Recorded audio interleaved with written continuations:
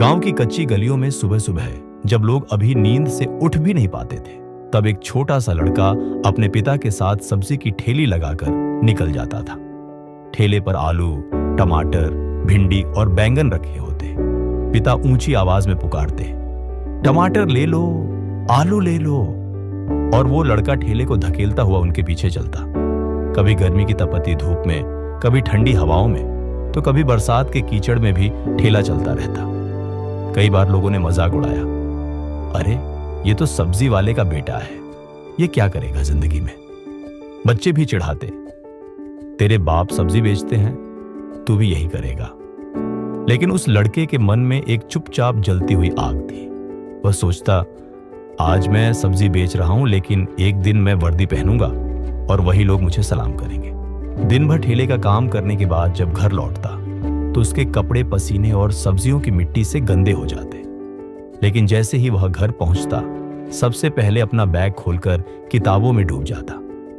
उसके लिए पढ़ाई कोई मजबूरी नहीं, बल्कि उसके सपनों का रास्ता थी।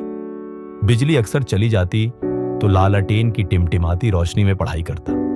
कई बार ऐसा भी हुआ कि पैसे न होने की वजह से उसके पास नई किताबें नहीं थी। वह पुराने अखबारों और फोटोकॉपी नोट्स से ही तैयारी करता। स्कूल में उसके टीचर कहते, बेटा अगर तू मेहनत करेगा तो जिंदगी बदल सकता है। ये शब्द उसके लिए प्रेरणा बन गए। समय बीतता गया, 12वीं पूरी की, लेकिन अब सबसे बड़ी चुनौती थी, आगे की पढ़ाई कैसे होगी।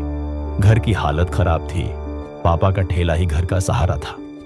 कई बार सोचना पड़ा कि शायद अब पढ़ाई छोड़कर काम करना पड़ेगा, लेकिन पापा ने कहा, बेटा ठेला मैं अकेला चला लूंगा, तू बस पढ़ाई कर। अगर तू पढ़ लिख गया तो शायद हमारी आने वाली पीढ़ी को ये सब्जियों की ठेली नहीं उठानी पड़ेगी। ये सुनकर लड़के की आंखों में आंसू आ गए। उस दिन उसने कसम खाई कि चाहे कितनी भी मुश्किलें आएं, वो हार नहीं मानेगा। उसने शहर की एक लाइब्रेरी से किताबें लाना शुरू किया। हर दिन 10-12 घंटे पढ़ना उसकी दिनचर्या बन गई। टीवी देखना, दोस्तों के साथ खेलना, यहां तक कि त्योहारों में भी उसने अपना समय पढ़ाई को दे दिया। लेकिन सफर आसान नहीं था। पहला अटेम्प्ट उसने दिया और असफल हो गया। गांव वाले हंसे, अरे इतना पढ़ लिख कर भी कुछ नहीं कर पाया, छोड़ ठेला चला। उसका दिल टूटा, लेकिन मां ने उसका हाथ पकड़कर कहा, बेटा एक बार गिरने से कोई हार नहीं जाता। असली हार तो तब होती है जब इंसान कोशिश करना छोड़ देता है। उसने फिर हिम्मत जुटाई और दूसरी बार परीक्षा दी। इस बार वह इंटरव्यू तक पहुंचा, लेकिन अंतिम लिस्ट में उसका नाम नहीं आया। गांव वाले फिर हंसे और कहा, अब की बार तो सपना छोड़ ही दे। लेकिन इस बार उसने सोचा, अगर अब रुक गया तो मेरे पापा की मेहनत, मेरी मां की उम्मीद और मेरी अपनी नींदों की कुर्बानी सब बेकार हो जाएगी। तीसरी बार उसने पूरी ताकत लगा दी। हर एक मिनट, हर एक सेकंड उसने मेहनत में झोंक दिया। सुबह 4 बजे उठकर पढ़ाई करना, अखबार के छोटे छोटे लेख काटकर फाइल बनाना और खुद से बार बार रिवीजन करना। उसके दिन और रात सिर्फ एक लक्ष्य के लिए थे, आईपीएस अधिकारी बनना। और फिर वो दिन आया, रिजल्ट घोषित हुआ। उसने घबराते हुए कंप्यूटर स्क्रीन खोली। दिल इतनी तेज धड़क रहा था कि जैसे छाती से बाहर निकल जाएगा। और अचानक उसकी आंखों में आंसू भर आए। उसका नाम लिस्ट में था। वो अब आईपीएस अधिकारी बन चुका था। घर में जैसे त्योहार का माहौल बन गया।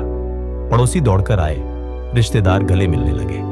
जो लोग कभी ताने मारते थे, वही अब गर्व से कहते, देखो यही वो लड़का है जिसने सब्जी बेचने वाले घर से निकलकर देश का नाम रोशन किया।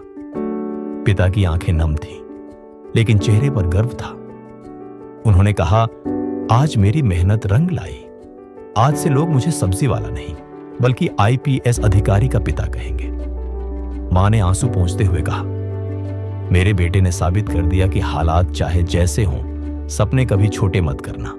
और सच में उस लड़के ने यह साबित कर दिया कि गरीबी किसी के सपनों को रोक नहीं सकती।